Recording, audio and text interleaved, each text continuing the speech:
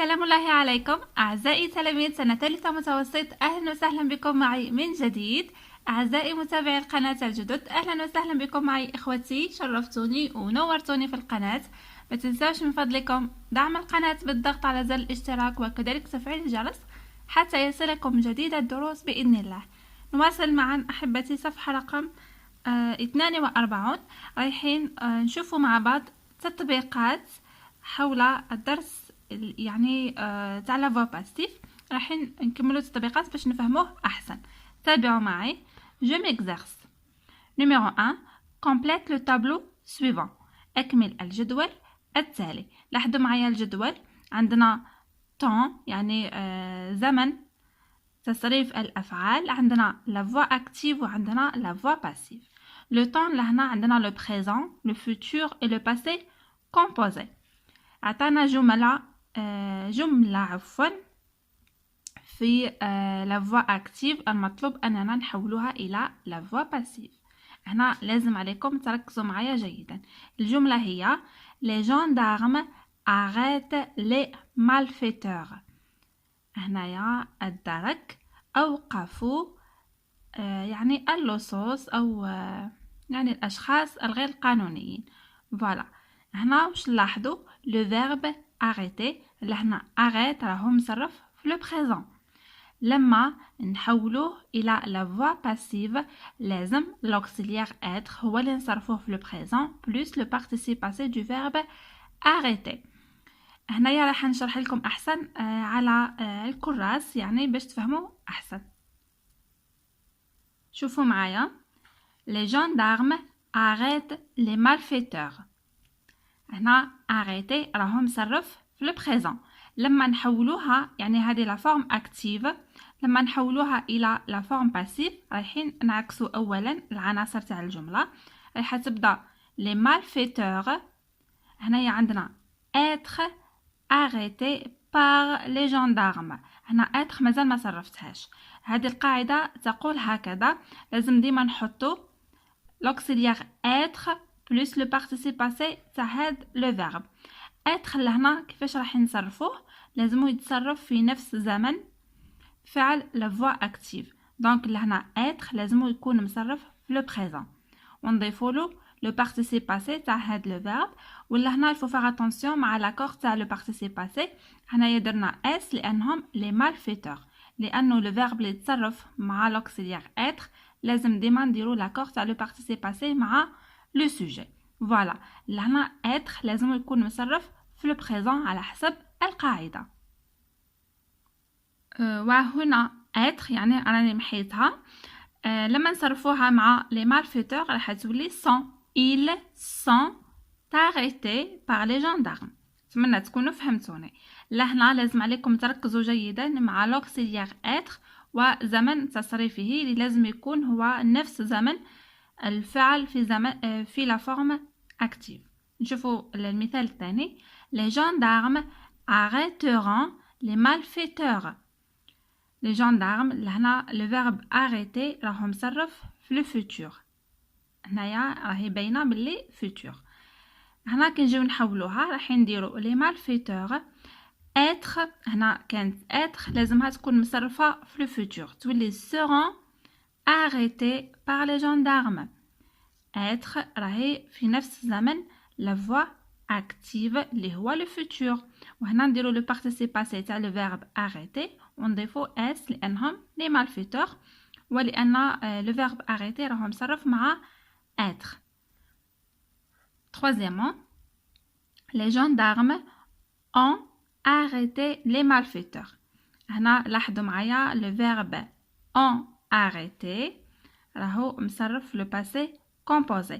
هنا واش لازم علينا نديرو في la voix passive لازم l'auxiliaire être يكون مصرف في le passé composé. Les malfaiteurs ont été arrêtés par les gendarmes. هنا لاحظوا معايا être صرفناه في le passé composé plus le participe passé c'est le verbe arrêter. وهنا لازم علينا نديرو لاكور لانه مصرف مع être.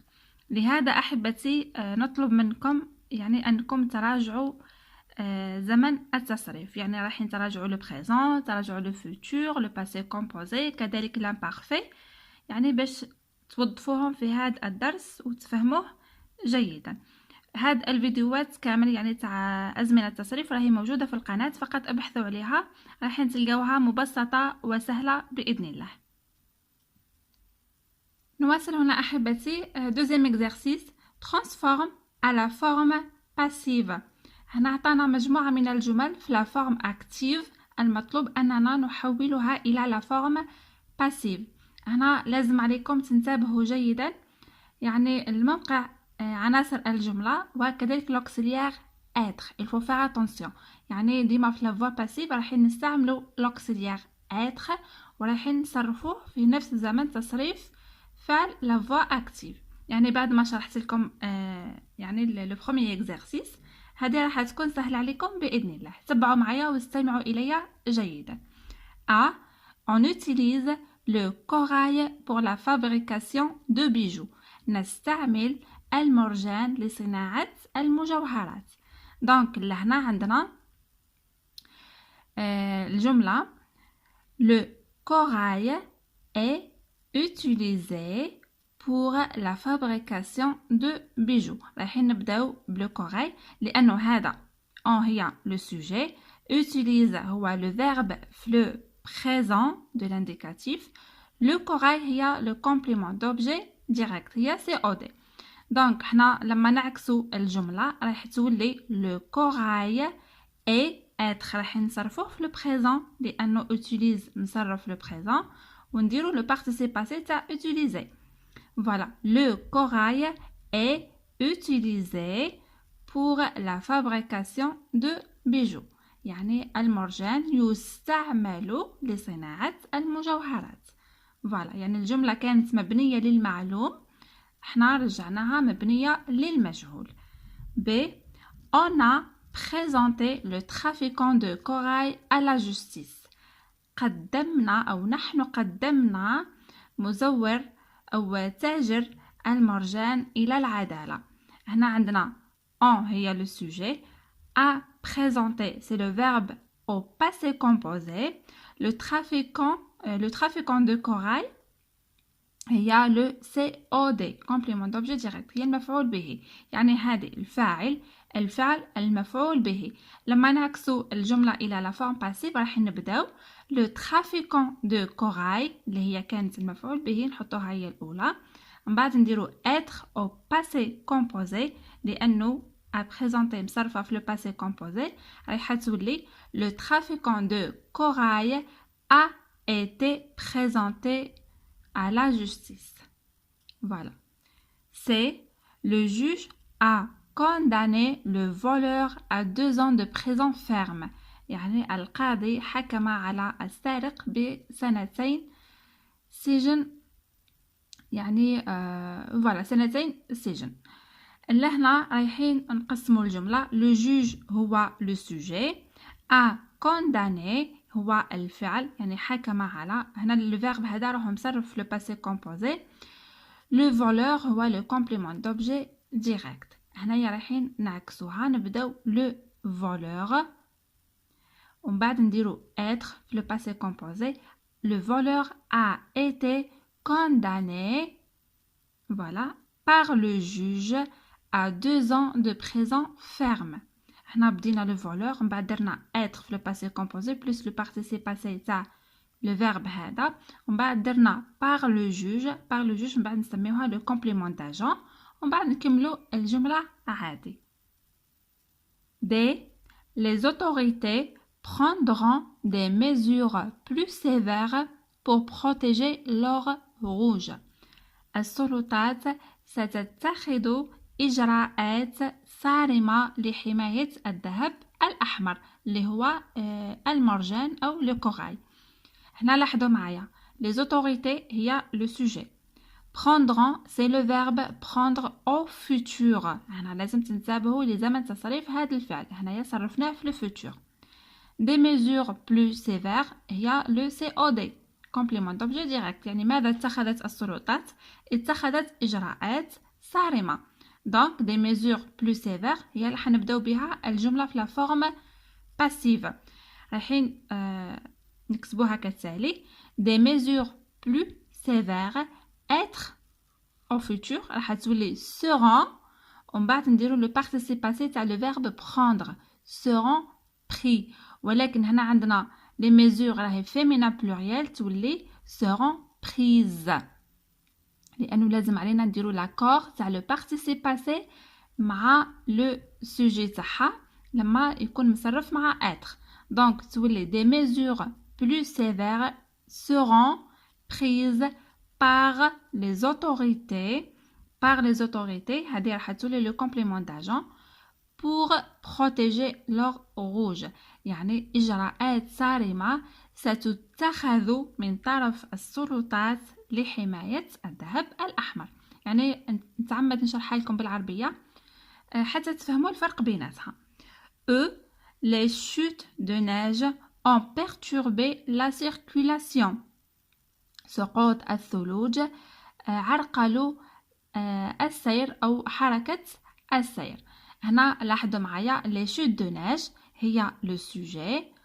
ont perturbé هو le verbe conjugué au passé composé.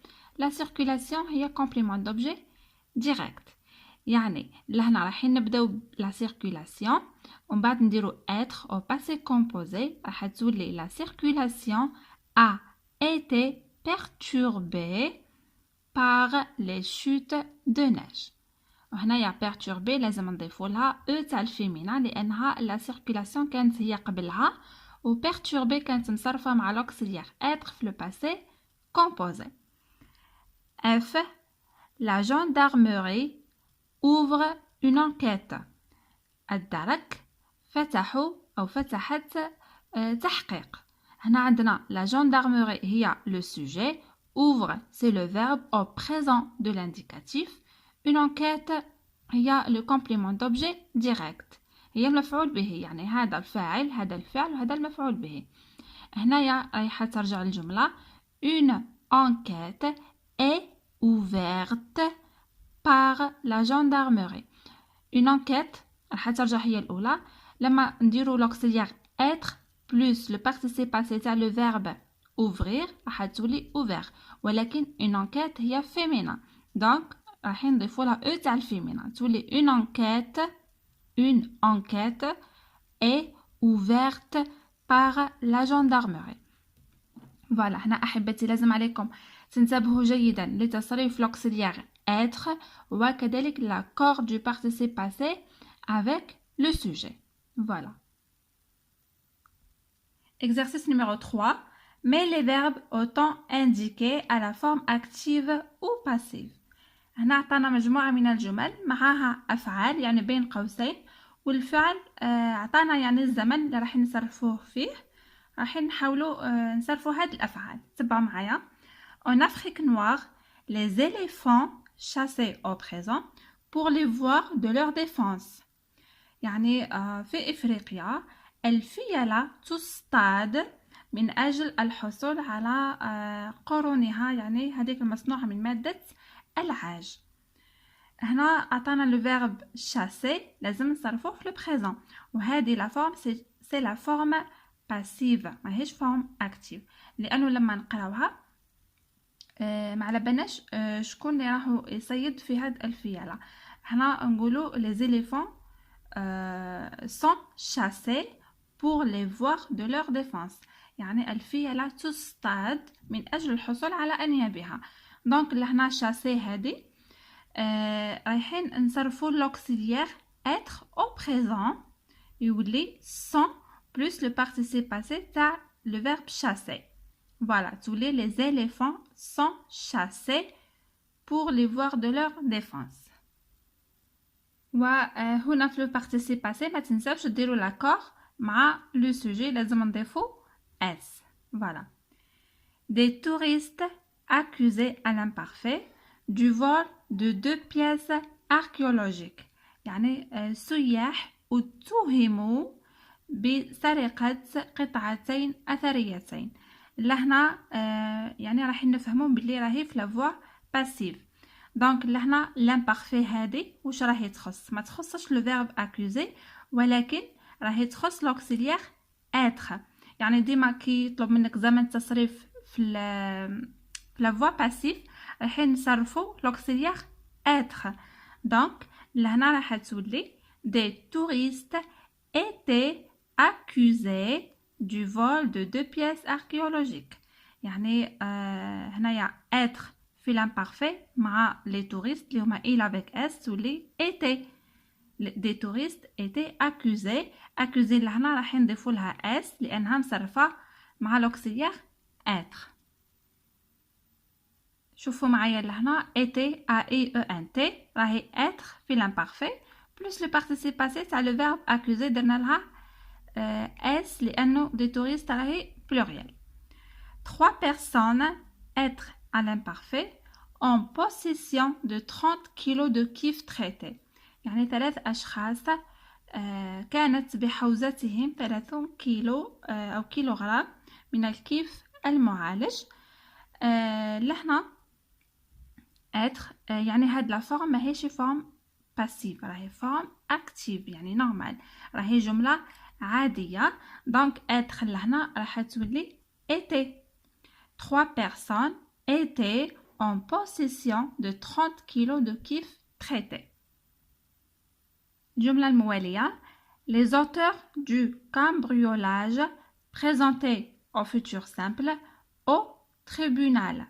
يعني الذين قاموا بالسرقة أو السارقين سيقدمون مادام هذه futur يعني في المستقبل إلى المحكمة. هنا présenter يعني راح نديروا لا فوا باسيف تاعها راح تولي seront présentés au tribunal. يعني مادامها لا فوا باسيف راح نصرفوا l'auxiliaire être au futur simple وراح نكتبوها بهذا الشكل يعني تولي seront présentés au tribunal لأنه هذه c'est une forme passive. L'accusé emprisonné au passé composé pour 5 ans. المتهم سجن لاحظوا جيدا الكلام سجن يعني مبني للمجهول لمدة 5 سنوات. هنا عندنا emprisonné راح تولي هي le participe passé. لهنا الفعل اللي راح نصرفوه في le passé composé هو l'auxiliaire être لأنها la forme passive. راح تولي l'accusé a été emprisonné pour 5 ans. A été هي le passé composé تاع l'auxiliaire être. فوالا أحبتي ونكتبوها بهذا الشكل. يعني من خلال كل هاد التمارين يعني لازم عليكم تعرفوا باللي في لا فوا باسيف نخدموا دائما على l'auxiliaire être plus le participe passé du verbe. فوالا هذا هو الملخص. نواصل هنا. J'écris. Complète le passage suivant avec les verbes donnés dans le désordre. Conjugue ces verbes à la forme passive et au temps qui convient. عندنا هاد القطعة يعني هاد الفقرة قصيرة يعني المطلوب أننا نعاودوا نملأ هاد الفراغات بهاد الأفعال يعني أفعال راهي غير مرتبة والمطلوب أننا نصرفوهم في لا فورم باسيف. تبعوا معايا جيدا. عندنا arrêter يعني أوقف présenter مثل أو تقدم cambrioler سرق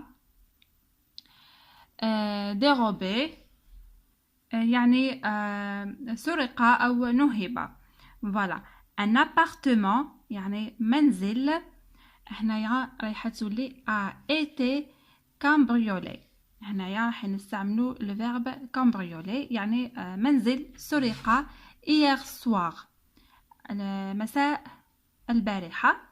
Voilà, un appartement a été cambriolé. Des objets de valeur يعني أشياء ذات قيمة ont été dérobés.